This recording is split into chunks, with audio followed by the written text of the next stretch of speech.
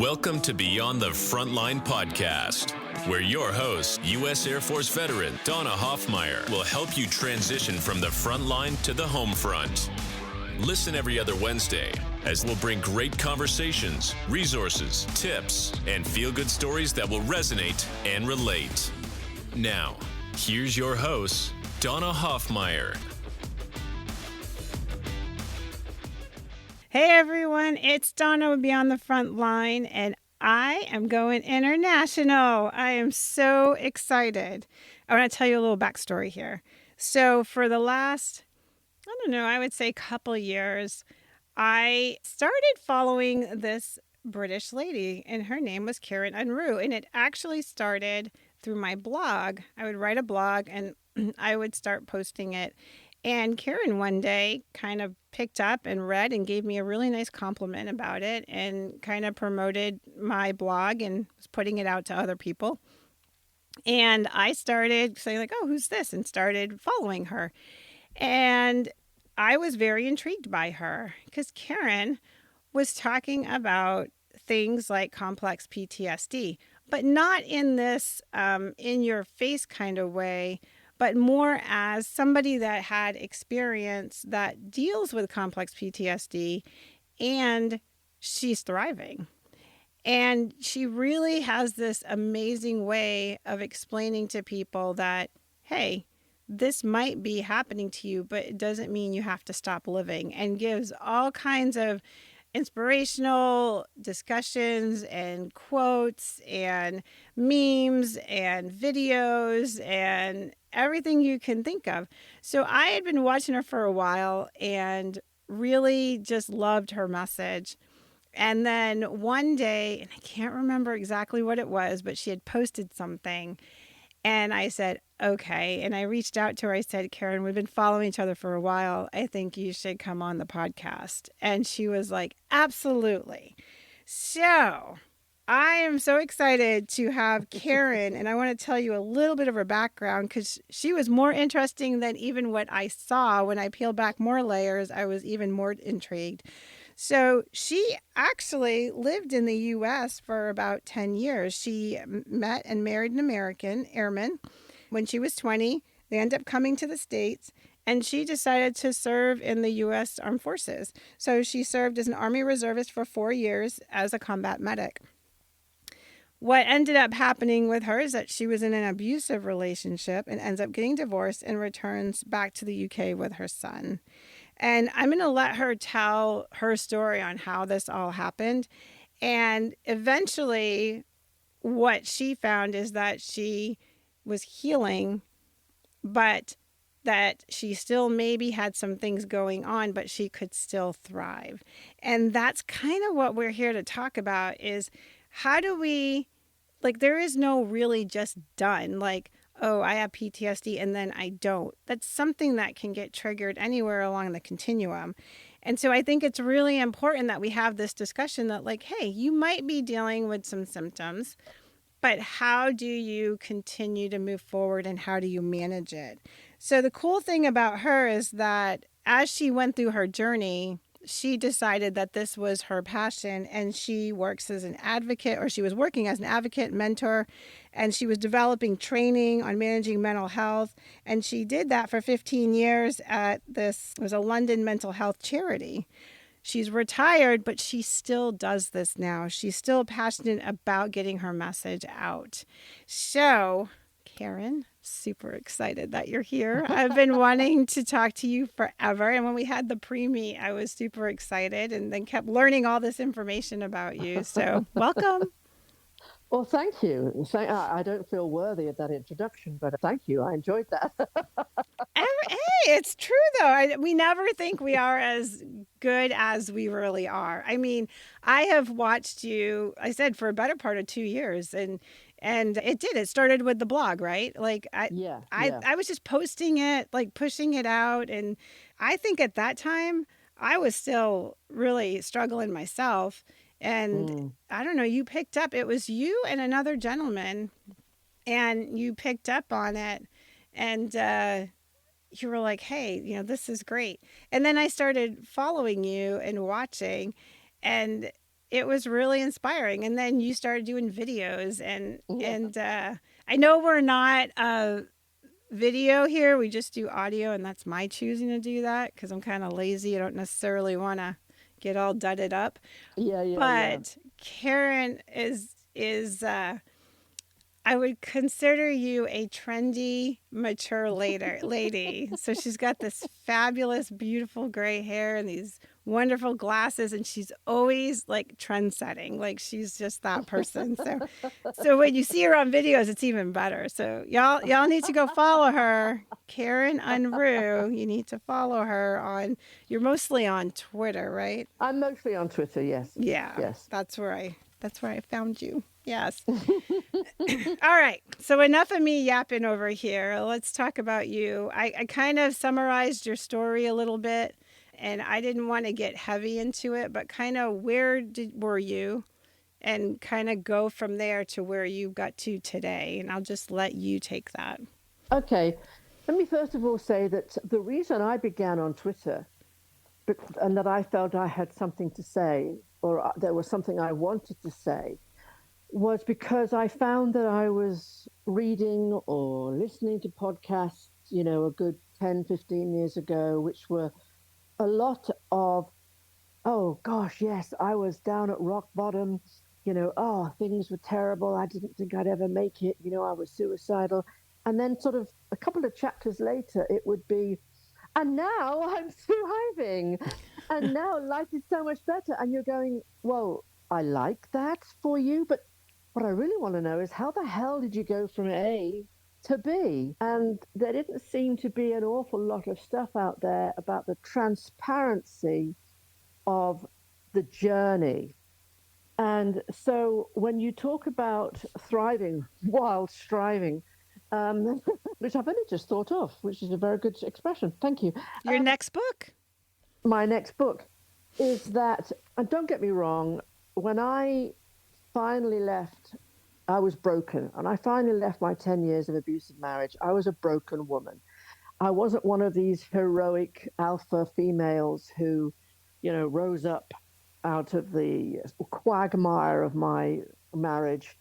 And, you couldn't make a movie about it. I was broken, and my parents helped me escape with my 2-year-old. So when I arrived back in England, I was absolutely and utterly broken, and actually said to my mom at the time, please forget I exist. Please just let me sit in the corner of the room and just be sedated and watch telly. And, I don't know how to live anymore. I had been so undermined and so, I suppose one could call it my identity had been emasculated, if that makes any sense. I had no sense of who I was anymore. Was it mental and physical? Like, was it all of it? Was it just... What, the abuse? Yeah. The abuse, well, basically most domestic abuse or familial abuse or fraternal abuse or whatever abuse, it will start off as mostly mental and verbal. And then once you have gone into that confused, well, I don't know which way is up anymore. And it then sort of becomes more violent, whether it's more violent in a controlling sense or more violent in a physical sense, because you have lost your sense of gravity. And so you become a thing that can be knocked around, whether it's physically or mentally or emotionally.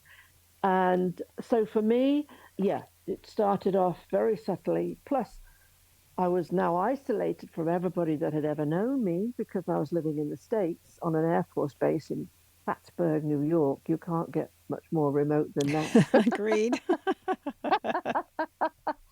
And towards the very end, as I began to stand up to him, because when I had my baby, we'd been married for 8 years, and the control and coercive behavior had begun to increase. And I suddenly realized one day, I'm going to raise this boy, and I'm going to want to raise him to be a strong but good man, but he's going to see his father's behavior toward me, and that's going to have far more impact than any words I might say. So I realized I needed to see what was on the other side of this line that the abuse had drawn in the sand. Like you'd begin an argument and you'd reach a place where I knew that's where I back down, and he knew that I knew that's where I back down. And I thought, but I've got to know what's on the other side of that. I've got to know if I can actually build myself up into more of an alpha mom. But the result of that exercise was that the physical violence began. So I arrived back in England, and I'm a shell. I'm just a shell. And the worst of the shell was the fact that I was also a shell that blamed myself, because what abuse does, and even, go back to the whole frontline issue of combat, whether it be survivor guilt, whether it be feeling that you did something that caused the deaths of others, or you didn't do something that caused the deaths of others, even what the mind does is the inner critic takes hold, and it fills you with a sense of, this is all about me. It goes into a distorted perspective somehow of, I'm to blame. I deserve to be feeling this shit. I deserve to be feeling as awful as I do. I no longer have the right, and I no longer deserve to live a life of thriving, because I'm the reason X or Y failed, or that I survived and the others didn't. And to then take back the analogy, to my marriage, the abuse, which all abuse tends to do, is, especially when the man is a narcissist, is to convince you that you deserved what you got. Right. And so it took me many years to even come to the place of thinking I needed any therapy, because I didn't believe I was an abused wife. I believed I was a failure as a wife. I was the one that was the reason I couldn't make a happy marriage. And I had never turned up at the emergency room with a broken jaw, so I wasn't actually an abused wife. I was just a fucked up person who hadn't been able to make him happy. So that, let me tell you, you hit something very profound right there that the audience needs to kind of digest, which is, it is shocking how many people are in an abusive relationship or have come out of it and do not realize that they were abused. I was one of those people years ago, and it took me a year, and I don't want to digress to my story, but the point is that when I figured it out, I remember saying to somebody, I said to this, it was in college, the college therapist, I said, hey, I was abused a year later. And her comment to me was, I know, Donna, I was waiting for you to realize it. Year. Absolutely. Yeah. So it took me a lot longer. Yeah, that's a big deal. So when people are like, I don't understand how they don't get this, and it's like, because there's a huge psychology going on that you will never, and I hope you never ever have to understand, because if you understand it, then you've experienced it. Yes. And something else I want to touch on, because I was raised in what I thought was a very normal family, okay? And yet, as loving as my parents were, and as well-intentioned as my parents were, I was raised in the cult of fundamentalist evangelical Christianity. And a lot of weird stuff around demon possession, around exorcism, around, all the shit that goes with that. My CPTSD started as a result of my upbringing. Now, I have read, and I would need you to say this is so or not, I have read that quite often, because of course the big question is, why do some people come back from battle and they don't have PTSD? Other people come back from battle and their life is unmanageable because of PTSD. And I was reading that one factor that could be contributive is that And I saw very quickly, I had always thought that the American army was made up of gung-ho, highly motivated people who from day one had decided they were going to be soldiers, they were going to fight for their country, blah, blah, blah, blah, blah, blah, blah, blah, blah, right? Because I was born only 12 years after the end of the Second World War. So I was raised on the stories of heroism and young men sacrificing their lives for a great purpose. And what I didn't realize till much later, after my experience of being in the American military, was that nowadays, the majority of enlisted young men and women come from rust belts. They come from places where there's no hope of a good job, where there's a lot of poverty, and therefore, without sounding too generalized, a lot of fucked up families. Yep. And abuse. And they join up because there's no other choice for some money. And so they're already dealing with issues that then the trauma of combat can quite often trigger off the already trauma existing of childhood abuse. You are And on the money. yeah. And actually, go ahead. Go ahead. So what I was going to say is, not only is there the difficulty in the thing that I found hardest when I first began my trauma therapy was my therapist very gently had to help me see that I had not had a normal childhood, not to blame parents, because even the ones that are overtly abusive, maybe they themselves were abused, or they drink to forget something, or they are dealing with stresses that we can't comprehend as children. But whatever the reason, it's inexcusable. But one of the first things to understand is, in the same way as an abusive wife needs to go, hey, my marriage wasn't normal, I was abused. One of the beginnings of dealing with Ptsd is to help somebody objectively help you look at your childhood and go, was it a normal family? Or was I actually within either an intentional or unintentional abusive bubble that I have carried on into my adult life, thinking I'm thriving, or actually I'm already in survival mode? And then combat adds to that. I'm nodding like I look like one of those bobbleheads right now. Yes. So yeah, yes, and yes. So funny story of a person that I kind of became like phone friends with, at work, she worked up in kind of the Pentagon, Secretary of the Air Force, Joint Chiefs kind of area. Like she was one of the higher headquarter kind of people. And we had done just an average low achiever. Low achiever, yeah. She was wonderful. I loved her. I loved her because she was really grounded, and she was one of the few people that like understood what was going on. Like she understood high level down. She could look up and down, which a lot of people just couldn't do. So we had great conversations. And she tells me one day, oh, I'm moving to a new area. I'm moving to the Joint Artificial Intelligence group. And I went, oh, what do they do? And essentially, very generally, they were working on predictive analysis. Oh. And I laughed and I went, wait, let me get this straight.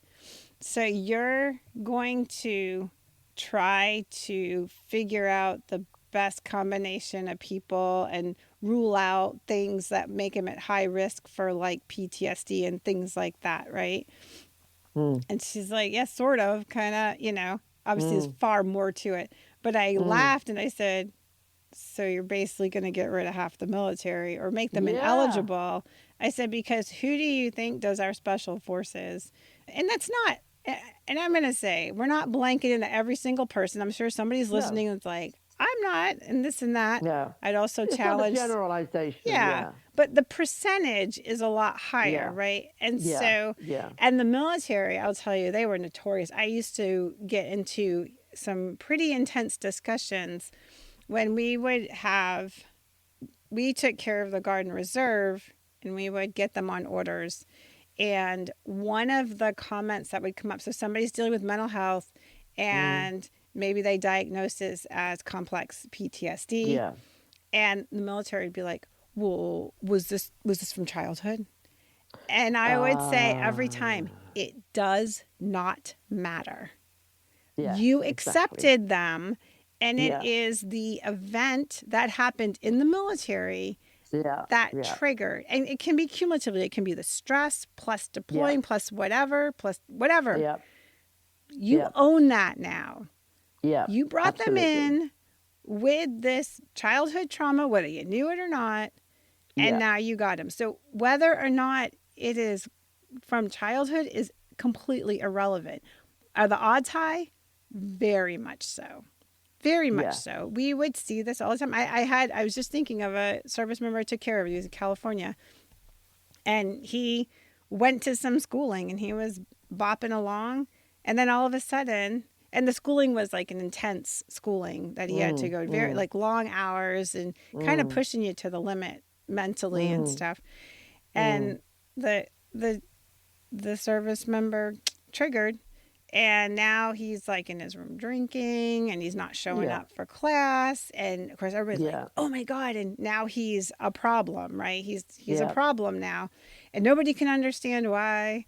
And I'm like, and come to find out, whatever the stress was, it triggered him because he had a really poor upbringing, and his situation was really kind of crazy. Mom was in the same unit he was in, but mom ignored him, and there was neglect and like all kinds of things that were now popping up. Yeah. It does. I've interviewed people, God, the last couple. One early on, a gentleman, these are great ones to go listen to, James Eastland. One of the most amazing guys I've met. He's actually a friend of mine. His whole childhood was extremely toxic, and how he figured out how to get where he is now, right? And then there's another one we just interviewed. It just came out. Well, I say just. It probably a couple months ago by the time this gets aired. But his name's Daniel Ballou, and he was a homeless teenager. And when he got far enough along, he joined the Marines, you know, and his story from there. And he had a whole career. I mean, he was high functioning. And that's another thing. And you tell me, I'll ask you this question. In all the people that you have worked with, talked to, and, you know, engaged with, do you see a difference between people that are dealing with trauma that are high functioning versus average? And just to define it for the audience, I mean, when we say high functioning, we're not saying that other people are stupid. There's just people that process at a high rate.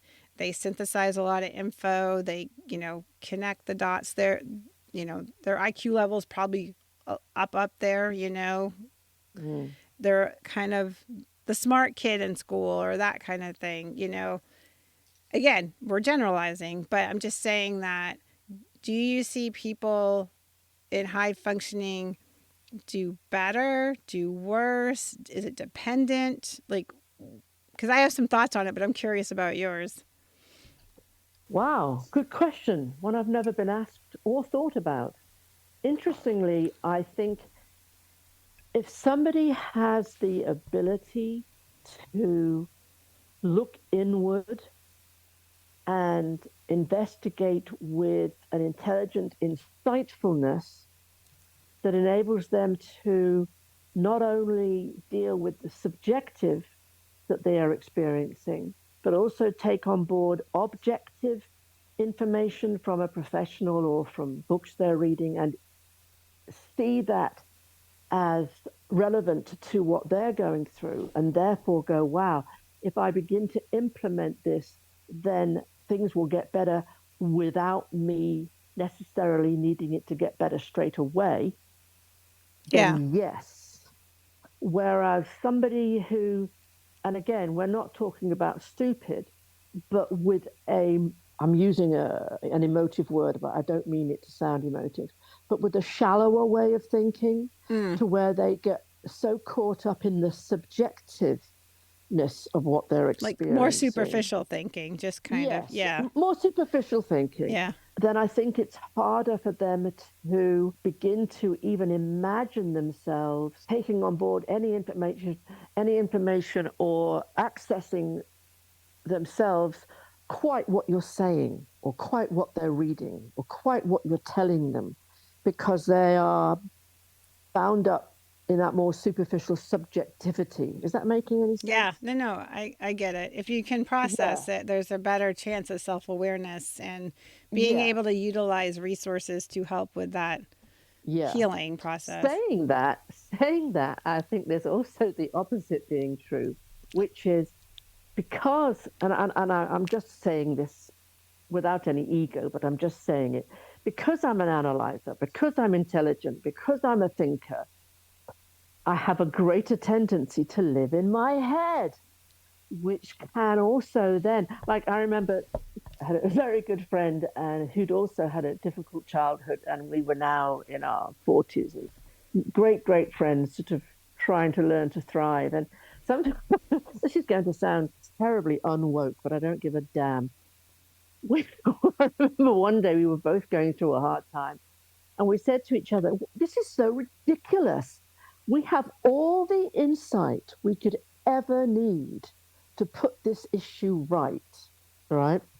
We fully understand what we're going through. We fully understand what we need to implement, but we can't seem to go from head to active, the active implementation." And we both said, wouldn't it be nicer if you could just have a few chromosomes removed and just be a happy person rather than intelligent person? But the fact that you could even come up with that thought process, I'm going to add one more thing to the high functioning, and then we'll move on to your story again. But the other thing that happens, and I've seen this, is that people do not think that they are broken. They see somebody, and whether it's because they are really exceptional at masking, or, and I've seen this, where they are broken, but their level, like, I don't know how to explain it. Like, they are able to process at this level that is still above other people's functioning. So they're still functioning at a high level, but it's much lower than what they would normally function at. And I've had a couple people like that. They're like, but I am struggling. But then they see me doing this and this, and they think that I'm just fine. But they don't understand that it's like, I have to do this. Instead of doing the whole thing, I have to break it up into 3 sessions, or, I'm just making up a story. But you know what I mean? And I said, like, they don't seem to get that. And and then I say, well, because your peers or the average person, whatever, automatically does it in 3 sessions, and you do it in 1 in your normal, and now you're doing it at what they consider normal. So I see that too. All of this with the high functioning, because I really think that we miss a lot in that world, because in one sense, because you mean if we're high functioning, we miss a lot? No, meaning that people on the outside miss the help that they really need. The high functioning really need. But on the other half, I think you said it well, that we kind of get in our head. High functioning people can get in their head, and then they don't necessarily get the help that they need also, potentially. Like, I think it's on both sides, you know what I mean? Or it might take longer to get to that point, because they're over there, it's over-analyzing, self-analyzing, Yes, and compartmentalizing and tucking things away, and one of the biggest things, well, I've learned so many big things, but one important thing I learned through my trauma therapist, who I was misdiagnosed for 28 years as just being somebody who was a little bit too stupid to stop being anxious at times. I knew nothing about trauma. I knew nothing about triggers, and nor did the NHS. What were they diagnosing you with, and then what was the actual diagnosis? Well, I was being diagnosed with occasional terrible anxiety and depression, which I knew I wasn't a depressive person. And it wasn't until I went private because I wasn't getting any better. I basically became a pharmaceutical guinea pig, pharmaceutical crash dummy. I had every antidepressant thrown at me, which wasn't addressing the issue at all. And it wasn't until a particular girlfriend of mine said, listen, I've got the money and I can't stand seeing you go through this occasionally anymore. So we're going to go private. And I actually found a trauma-informed therapist. Ah. Yes, which are rare. Yes. And she was able, she took it to I said, look, I can't go through this anymore. Okay, for months I can be fine. And then all of a sudden I'm just this mess and I have no idea why. And she took my case to a panel of trauma therapists and came back and said, it's not rocket science. You've got complex PTSD. But the NHS knew nothing about it at the time.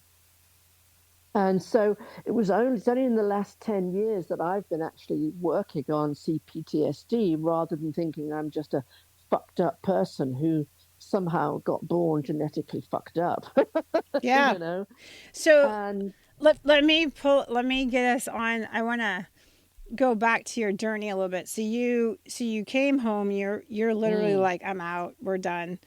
I just want to be a shell. How long did it go until like when you started, because now you went through the system, and just for the audience, when we're talking about NHS, the National Health System, it's the socialized medicine for England or for Great Britain. And a lot of people don't realize like there is another option, but it's privatized and medicine. And so they basically have insurance, if that's correct, right? They have insurance. Well, very few people have insurance here in the same way that Americans do. Yes, it is different. Yeah. So it tends to cost you to go private, which is a horrible abyss between those that can and those that can't afford the care they need. But anyway. But yeah, so just so people knew that difference. But yes. Yeah. So you went when you. Go ahead.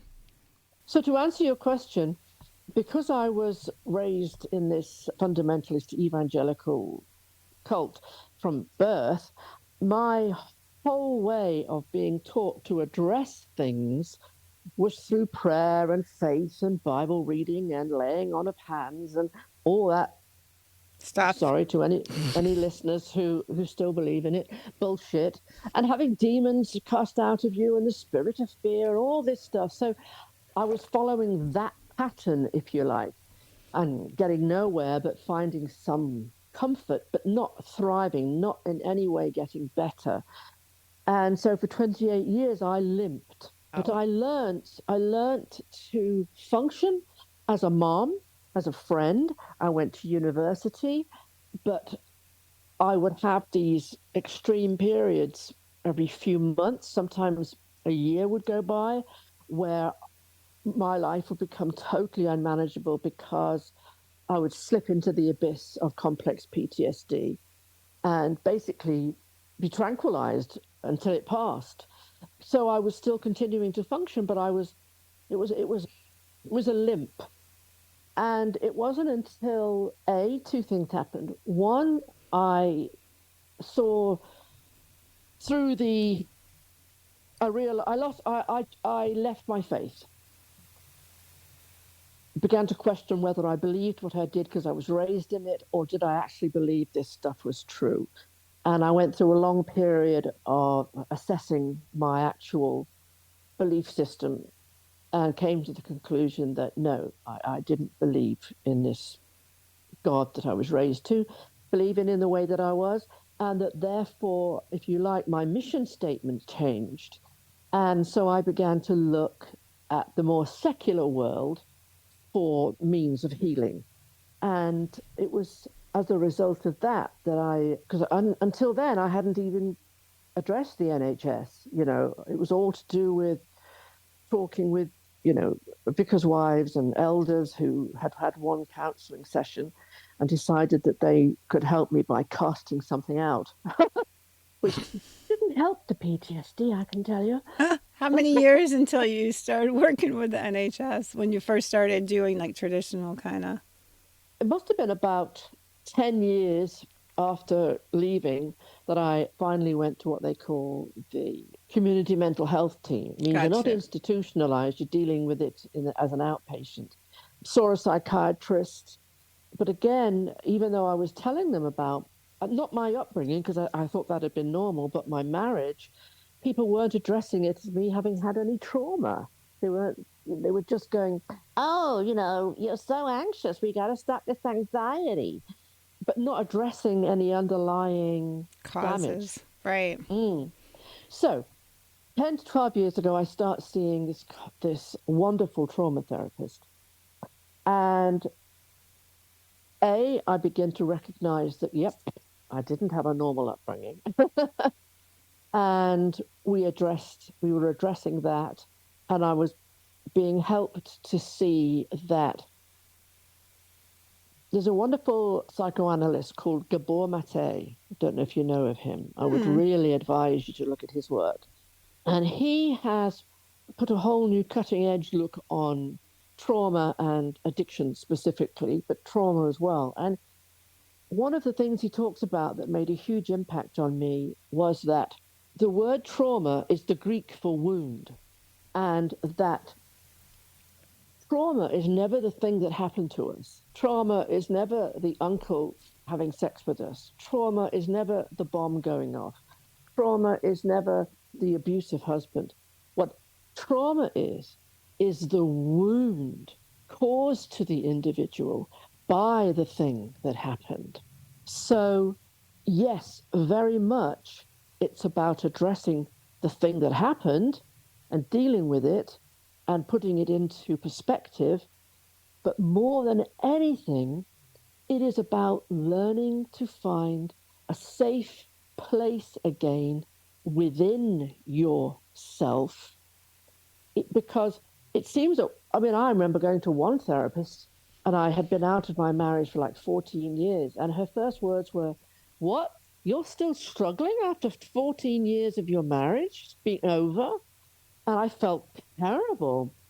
And safety and thriving is not the result of leaving the abuse or leaving the battlefield or leaving the home, because the place is not what makes you safe. It's about learning to find safety within. It's a bit like, I was thinking about this the other day, and I was thinking about spring and how you see birds working really hard, gathering tiny bits of moss, tiny bits of twig. And what they're doing is they're building a safe place for their future self, if you like. Future self being the egg they lay and the new life that comes, which you could call the thriving of their efforts. Yeah. And that the process of recovery that I've chosen to be so transparent about, because I'm still within it and will be for the rest of my life, even though I thrive within it, is the process of, while still living in a world in which the wind buffets the trees and the rain falls and there's thunder and lightning sometimes, you are piece by piece, bit by bit, building within the wounded place that the trauma caused a new safety. And that may sound terribly vague because it's an analogy that's actually sort of better understood by those who are somewhere on the journey. But what we want is we live in an instant world. We want a world in which a bone breaks, it's put in a cast, and 6 weeks later we're healed. And it's been said that more is known about the moon than the mind. And we're very lucky that we live in a generation where we have neuroscience, where we've learned about plasticity, where we've learned about being able to reroute neurotransmitters and to heal the mind. Before that, it was always thought that you were caught in a concrete trap and there was no way to heal.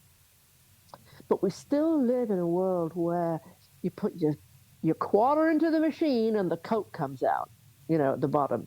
In other words, there is an easy solution.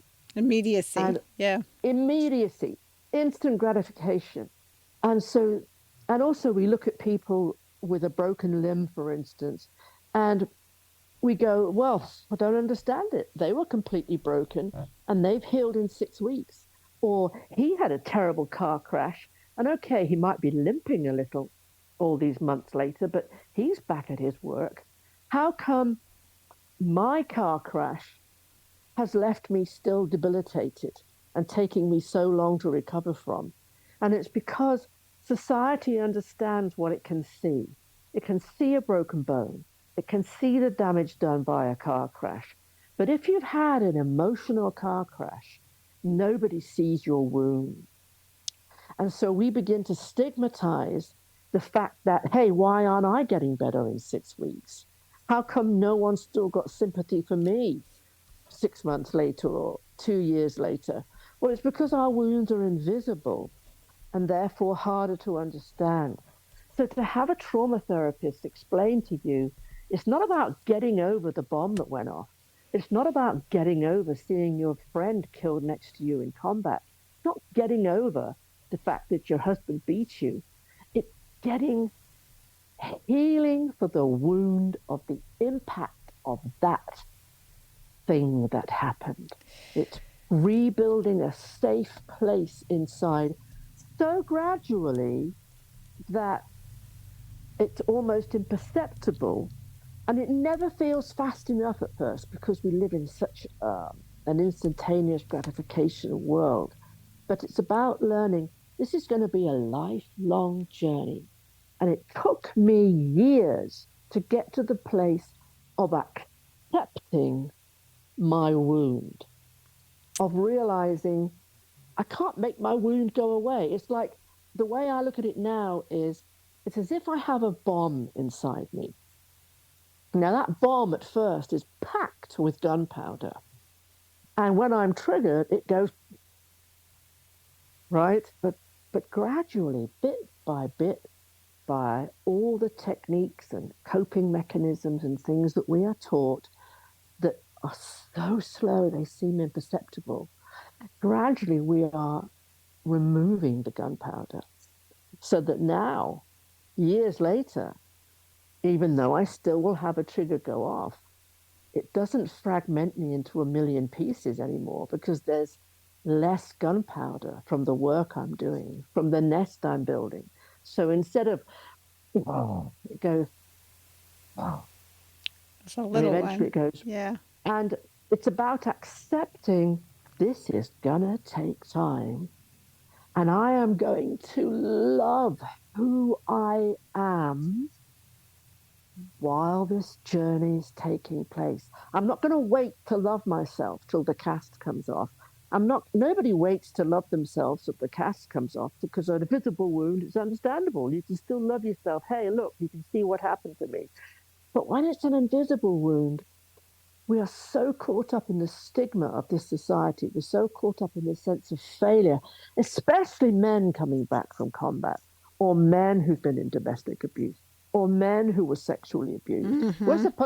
They're supposed to man up, you know. So they start a self-loathing about the fact that it's taking time, that it's not one sweeping gesture that makes it go away. Learning to love yourself alongside your wounds. And that's why in my videos, I talk about my own tough times still. Because even though I'm thriving, I mean, right now, and I'll admit this openly, I'm on diazepam because I had a nasty trigger and I wasn't coping with it alone. I felt like a failure for having to go on diazepam. But because of all I've learned, I've chosen to love myself in the process of healing this wound and building a safe place. And I'm continuing to learn how to work with what that trigger was initially that I had that caused this. So I'm still thriving and higher functioning, whilst what other people would see as living in a failure survival mode. But does that make sense? No, it makes perfect sense. So because you're using the medicine for this more of an acute, like it's happening, Yeah. and you know that there is some healing that needs to happen. So in the meantime, I'm going to take this to bring down the symptoms so I'm able to work on healing, where eventually when I heal, I won't need that medicine. Exactly. There's a place for it. Like I always contend there is a place for medicine. It's just not how we're doing it. And you know, the analogy you were given, I have said this many times, you are not responsible for the trauma that occurred, but you are responsible for healing. Absolutely. And it kind of falls under that wound. You are responsible for healing that wound. So let me ask this. So when you said you started with a trauma-informed therapist about 10 years ago? Yeah, 10 years. Yeah. Now, before that, were you starting to work in the mental health world? You went and got you went to university, and did you start working with people before then? Well, what's fascinating is that I, again, as we've talked about, high functioning, I was able to have a lot of insight into why I was troubled. Not the full insight, because of course I hadn't started trauma therapy, but I was reading and I was researching and I was beginning to understand how to survive, how to cope, why certain things cause certain other things to happen inside of oneself. And I began with an organization that worked with people who had left the community mental health team because they had been declared, you're not sick enough anymore for me to be of any use to you, you know? In other words, off you go. Yeah. And I began working with an organization that helped people get back into part-time work or part-time education, but at the same time worked with building back self-esteem and building back self-belief and confidence to be able to begin to live a life of thriving. Now, I had 4 sessions with the chap that was assigned to me, and he said to me, my boss wants to meet you. I said, oh, really? You know, the head of this organization. So I went in to see her, and she said, Karen, she said, Paul has been talking to me about his work with you, and he thinks you're on the wrong side of the table. You should be doing the work that we're doing. And because your insight is so amazing and your ability to so would you like to trial with us as a mentor? Wow. Working on helping people find self-esteem again, build confidence. And I said, oh my God, are you serious? And she said, yes. And so I began doing that. And I eventually ended up as the head mentor, supervising mentors below me, and really finding out, even though I hadn't yet fully come into the full truth, if you like, or the full healing of what I was going through, I had learned enough that I was, to my surprise, really able to be of help to people. Not as much as I am now, but yeah. And then, of course, as I began my trauma-informed work and began working with this organization in London, I was still in recovery, but I was using what I was learning and my long history of surviving despite, being in a lot of pain to help others. Because I didn't go to university, I didn't have a degree in psychology or anything like that. And also because I was not held under any kind of accountability to some psychiatric or psychology institution, I could use my own methods, which makes me sound like some kind of frightening maverick. But what I mean by that is... But you could relate. I could relate, and also a lot of therapists don't believe in disclosure of any kind. That's a new thing that's coming up, is lived experiences. I'm seeing that. The NIH just had out here, the National Institute of Health, I remember they had a webinar and I happened to jump on it and I kind of giggled because this was all about lived experiences, and now they're exploring how far can a therapist go, or should they go? Yeah. And so here these therapists are getting on talking about sharing lived experiences. And I was like laughing because in the world I worked in, that was one of the biggest problems that I would be helping getting them care. And military, we can be like, what the hell? And they're like, what's with this yokel? Like, I don't even understand them. They don't even know what I've been through. And so I would Exactly. work hard to find somebody that had like veteran back, had a background in Yeah. military, or like women would go into group and they're like, dude, I'm not going here with a bunch of guys. Yeah. Like, those are my predators, and Yeah. then military people like, I'm not going in group with a bunch of civilians. Like, Yeah. they're having PTSD from falling off their bike and I got blown up. Yeah. And like, oh, I was like, oh Yeah. my Yeah. God, Yeah. So the lived experience, Yeah. I was like, my thought was like, no shit. Like it. Exactly. I remember, I would have a client in front of me, for instance, who would say, "Oh, I'm sorry to be here wasting your time. I mean, la, la, la, la." And I said, "What do you mean wasting my time?" "Well, I don't think what I've been through has been so bad." And then I said, "Look, tell me your story." And by the end of them telling me their story, I would go, "Do you realize the fact that you are sitting in front of me still breathing means you are a stronger person than I meet on any given day?" Mm-hmm. And I would say your ability to have survived this and to still be functioning is amazing. And then I would say, I'm not going to disclose too much right now, but because I think there's a time and a place, and you need to be very careful.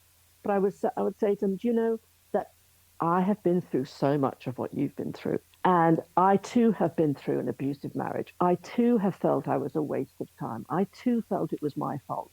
And I want you to look at me now, and you probably think, here I am, somebody so high functioning and this, that, and the other. But let me tell you, I've been where you are. Yeah. So and suddenly you would see them go, oh, as if hope had just hit them in the face. Well, a little aha moment for people, like, we all have a journey. And why do you think a lot of therapists pick therapy? Exactly. Like, Exactly. I was very immersed in that world for a while with the job that I was done. And one of the biggest things was to find out that a lot of these therapists some of them, psychiatrists, psychologists, I would talk to them all, would try to put up this front. And I could see that, like, dude, they're one off. Like, Yeah. what is their issue? And you knew that there was a story there. Occasionally, somebody might reveal a little something, and I'd be like, oh. But here they are trying to maintain themselves and look all proper, and we got it together. And I'm like, dude, you're just as batty as your client is. Like, don't hide it. Like, it's okay. And this is why with my Twitter feed, from the very beginning, like, I only disclosed a little while ago about, having needed to take diazepam, because my worry was, oh my God, there are people out there who are feeding back to me all the time about the hope I bring them, about how I help them with their issue, how, they look at my post first thing in the morning because it enables them to get up and get on with their day, yes, or whatever. How dare I? My God, what's going to happen if I admit to them X, Y, Z?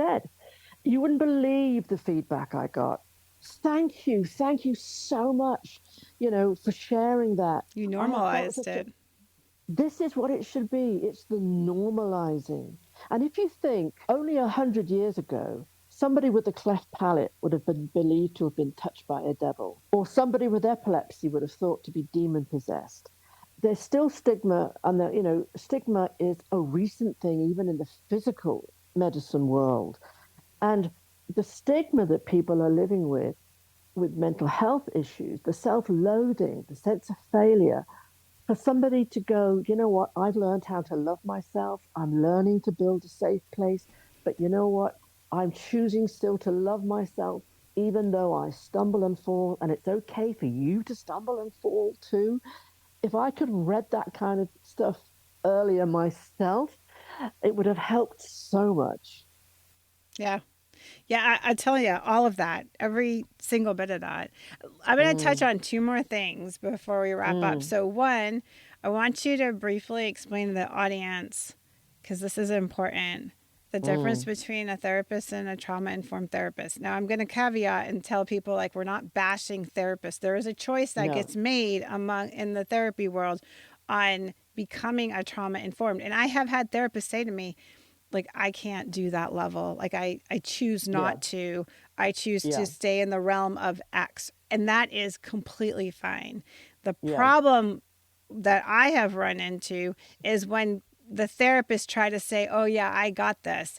And I'm like, they don't. And so I'll give you a quick example is that my best friend I knew she was dealing with some big things and I knew what she needed. And I just happened to have an entire collection of all kinds of therapists at my disposal. And I connected her with a trauma-informed therapist. And her comment to me was, Donna, in 2 sessions, that was worth more than the 5 years I was with my previous therapist. Not bashing that therapist. It was how they are. So I'm going to let you explain the difference between a therapist and a trauma-informed therapist. Well, first of all, a very generalized difference is, I don't know if you have it in America. Here we have GPs. As you know, if you have a cold, if you have conjunctivitis, if you have whatever. We call them PCMs. Same thing. Yeah. You go and see your GP. Now, GP stands for General Practitioner. Right? I don't know what PCM stands for. Primary Care Manager. Yeah. In other words, General Practitioner. Yeah, same thing. So they have done a lot of training to know a little and just enough about a lot of things. But what they will do, if your conjunctivitis, turns into your eye falling out, is go, I think you need an optometrist. And in that voice too. Yeah. I think it's time we stop with the cream, It's not doing anything.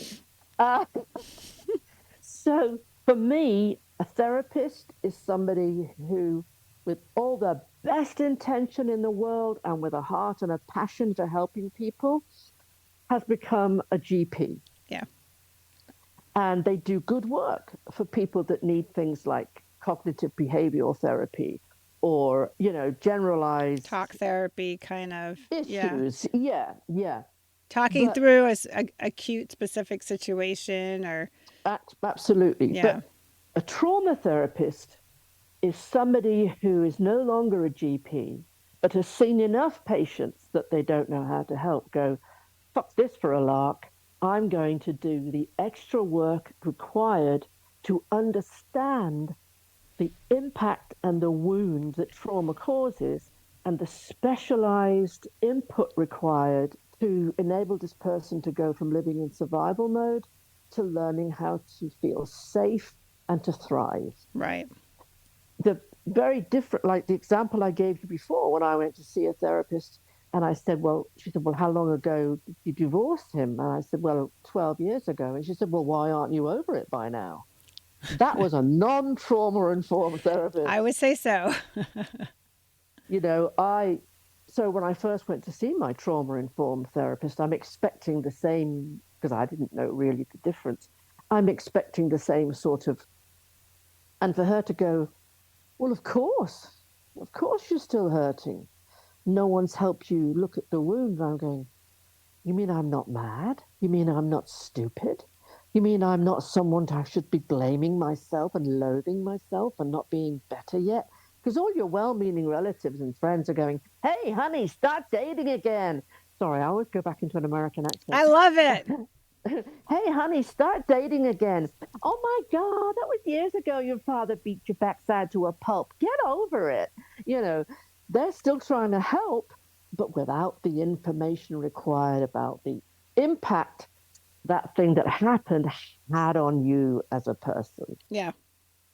Yeah, that's a very good thing. So I say to the audience, if you want, like somebody will say well, how do I find one? Well, let me tell you, they're less common. They're around. They're less common than your GP therapist, so to speak. You need to just ask them. So in my girlfriend's case, I looked at what this person did, and they were handling adult trauma. And I knew she had complex Ptsd because I knew her childhood and stuff. And so this person didn't go all the way back. That's not going to help her because the problem was back in her childhood, right? So ask them straight up, are you trauma informed? Are you trauma trained? Those are the key words to ask. And a good therapist will say, you know what, I'm not, but maybe they have a referral to somebody that is. It is vastly different. I am just going to tell you. And it doesn't mean that, you can go to a trauma informed therapist for 6 months, a year, 2 years, 5 years, whatever, and then be able to go back to general therapist. Maybe you've done enough work in that area and you just want to kind of keep yourself checked, and you can kind of that's not impossible, but advocate for yourself. If you know you're dealing with trauma, then a garden variety therapist is probably not the best place to be in. Maybe a place to start, but it's probably not going to reach the areas that you need to fully heal. I like the way you say garden because the real difference is that you might go to a therapist and say, look, I've got all these weeds in my garden and they're getting in the way of me seeing the flowers. All right. So the therapist will give you weed killer. Okay. And you have to keep using that weed killer so that you can get rid of the weeds and see the flowers. You go to a trauma-informed therapist and they say, right, we're going to go dig that weed up by the root. Yes. And so handle this. Come back. Yeah. Yeah. And okay, it takes longer. Okay, it can be painful to dig. But at the end of the day, to eliminate the root of the problem is better than having to just keep hitting it with the same weed killer. Weed killer that just does the job for a short while. Right. No, I agree. All right. So this is the last thing I want to talk about. That you wrote a book, and I didn't know that till I was looking at your, like, she's all modest over here. I have them fill out a form, and here I see this book called The Blue Jellyfish Syndrome. So tell me a little bit about this and where people can buy it and why you wrote it. Okay. So I wrote this book because my best friend, who I've known for donkey's years and has known me for donkey's years, jellyfish years. I'm going to guess that's a long time. Said to me one day, because she herself has issues from her childhood, and she said to me one day, you know what, Karen, one thing I don't understand about you is how you can, year after year after year, this was 8 or 9 years ago, so I'd only just begun therapy, hit absolute rock bottom, be in the abyss of dealing with anxiety and what we didn't understand then to be, but flashbacks and triggers, and you can be living in a world of doom, and, just at the bottom, rock bottom. And yet you still somehow find a way to maintain hope and rise out again and be. And I went, oh, God, never thought about that. So I began to write her a letter because she lives in South Africa. And then as I began writing this letter, I thought, you know what, this ought to be a book. I've never written a book before. But so I based it on a training that I developed and delivered for this charity in London. And it's called Blue Jellyfish Syndrome, How to Beat Stigma and to Maintain Hope While Living with a Mental Illness. At the very beginning, I give a little bit of my story. And then the book is mostly about how to maintain hope. And it's got exercises in it. And it's sort of a training and a teaching and a thing that you can, most of the people who bought it and have read it and fed back to me have said, you know what, I actually carry that with me because I can go back and look at that chapter, or I can go back and remind myself about this or that. And the reason it's called Blue Jellyfish Syndrome is because I had a client and I could just tell she had borderline personality disorder, even though that's now being negated as, again, just a trauma symptom. But it had this awful label, borderline personality disorder. And I could tell that's what was wrong with her, but she had yet to be diagnosed. And me not being a professional, I certainly wasn't going to go into the realm of diagnosing anybody. Right. But the work we did together week by week was based on, without her realizing it, borderline personality disorder. Anyway, one day she turns up at my office and she's absolutely distraught. She's just freaked out. And I said, "Oh my God, what's the matter?" She said, "I've just seen my psychiatrist and he told me I've got borderline personality disorder." Oh my God, I'm a freak. It makes me sound like such a freak. I don't know what to do, you know? In other words, she'd been labeled. Yep. So I said to her, "Listen, psychiatrists do this. They will label you with something because the labeling enables them to know what pills to throw at you." I said, "But the label means nothing except to the psychiatrist. So you don't have to own that label." I said, "And for the time being that you are in this office, you do not have borderline personality disorder. You have blue jellyfish syndrome." And she laughed. And I said, "Can you handle being a blue jellyfish?" And she went, "Oh my God, yes, I can handle being a blue jellyfish." So she let go of the other label because I'd explained it meant nothing. I said, "I call myself having pink flamingo syndrome, even though they call it CPTSD, because these labels mean nothing." And we worked Yes. together for a long time after that, but she was freed from the stigma of a label. And I discussed that in the book. That is phenomenal. And we're going to wrap this up, but real short story on that. I have a friend of mine that's a therapist that focuses on neurofeedback, and we can do a whole series on that. But the long and short of it, he says, I don't. Now he's a doctor. He's full certified everything, and he says I don't put I don't put a diagnosis. That's what he says. I don't diagnose. And I went, really? So he goes, because I look at the brain and I see the dysregulation. Every diagnosis has dysregulation. If you didn't have dysregulation, you wouldn't have a diagnosis, right? No. He goes, so if I say, oh, your brain where the dysregulation is depression, you can easily go, oh, and self-prophesize, like, I'm depressed, Absolutely. Or, oh, I'm anxious, or so I will tell you, he never, because I've actually had neurofeedback done, never once put a diagnosis on me, never talks about it, nothing. He will group stuff and say, here's the symptoms, and then, you work on it through neurofeedback. And to this day, he finally acknowledged it when I said, I kind of finally realized that I had high functioning anxiety, and he just kind of nodded his head like that's what those symptoms were, right? Yeah. I was 40 something years old at the time, realizing what I had. But by that point, we had already actually worked through, like we were kind of past it, right?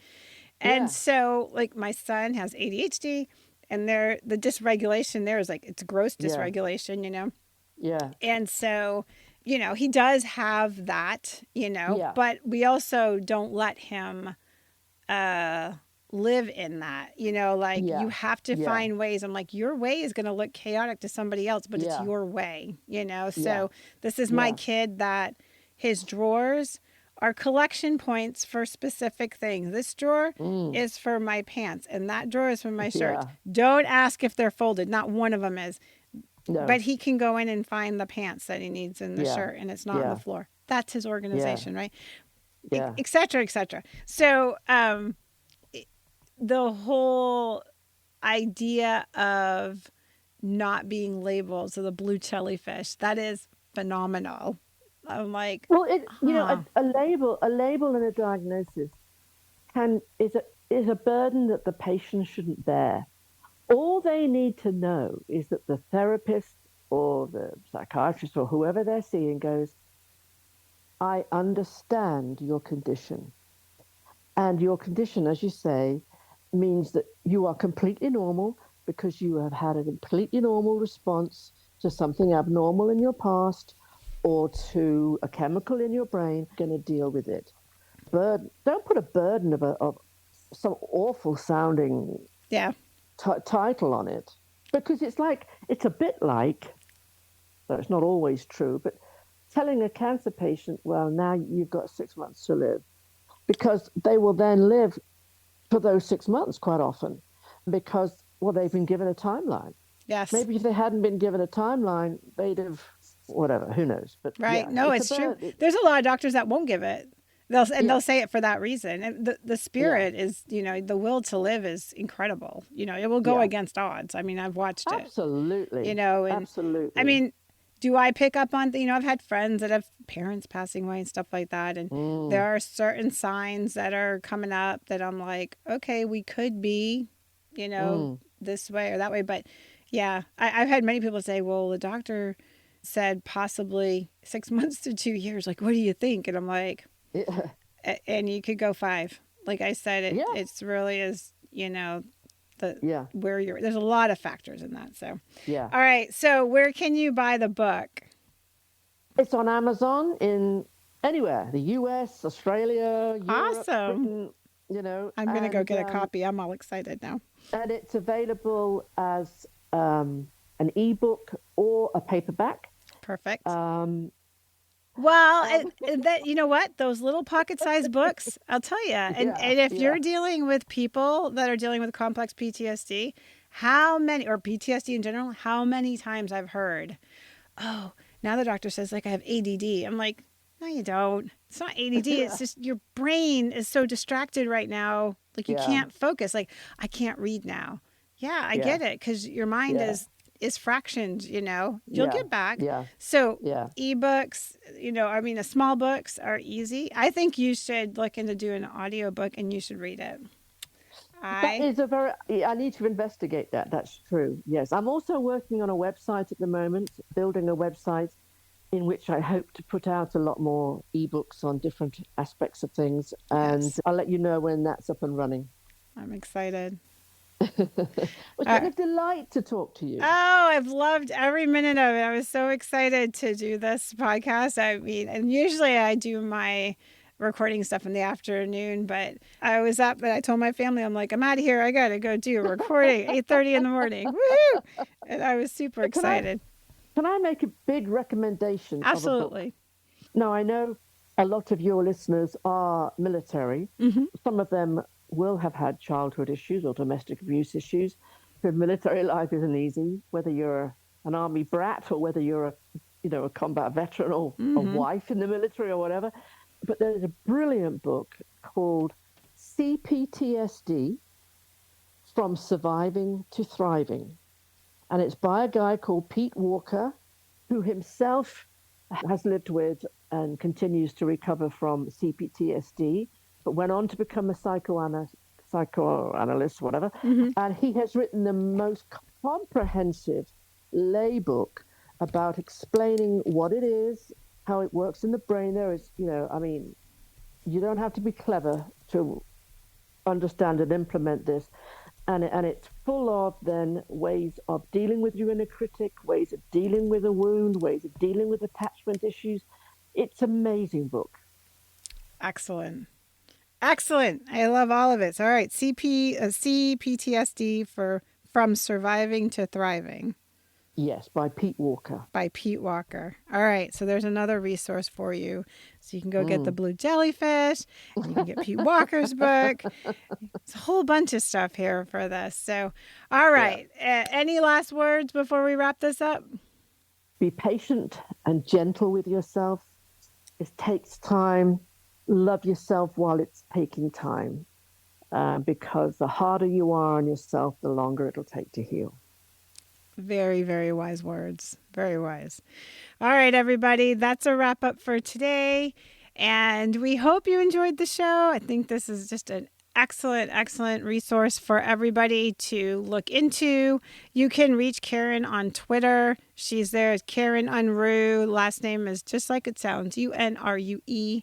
She's very active there. She gives lots and lots of information to everybody, and she's very transparent, real, and raw, and I think that's the best thing I love about her.